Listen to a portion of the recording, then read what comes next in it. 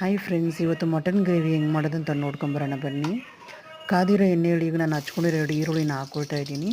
ಇದು ಚೆನ್ನಾಗಿ ಕೆಂಪಗೆ ಫ್ರೈ ಆಗೋವರೆಗೂ ಚೆನ್ನಾಗಿ ಫ್ರೈ ಮಾಡ್ಕೊಳ್ಳೋಣ. ಈಗ ನಾನು ಮಿಕ್ಸಿಯಲ್ಲಿ ಹಸಿಮೆಣ್ಸಿನ್ಕಾಯಿ, ಶುಂಠಿ, ಬೆಳ್ಳುಳ್ಳಿ, ಚಕ್ಕೆ, ಲವಂಗ, ಮೆಣಸಿನ ರುಬ್ಬಿದ್ದೆ ಅದು ಹಾಕ್ಕೊಂಡಿದ್ದೀನಿ.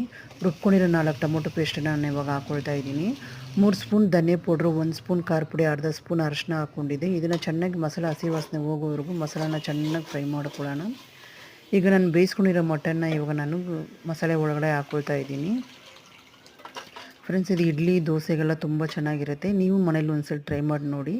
ಇದಕ್ಕೆ ಉಪ್ಪು ಹಾಕೋ ಅವಶ್ಯಕತೆ ಇಲ್ಲ, ಯಾಕಂದರೆ ಮಟನ್ ಉಪ್ಪು ಹಾಕಿ ಬೇಯಿಸಿರೋದ್ರಿಂದ ಟೇಸ್ಟು ಕರೆಕ್ಟಾಗಿದೆ. ಈಗ ನಾನು ಹಚ್ಕೊಂಡಿರೋ ಪುದೀನ ಮತ್ತು ಕೊತ್ತಂಬರಿ ಸೊಪ್ಪನ್ನ ಮೇಲೆ ಹಾಕ್ತಾಯಿದ್ದೀನಿ.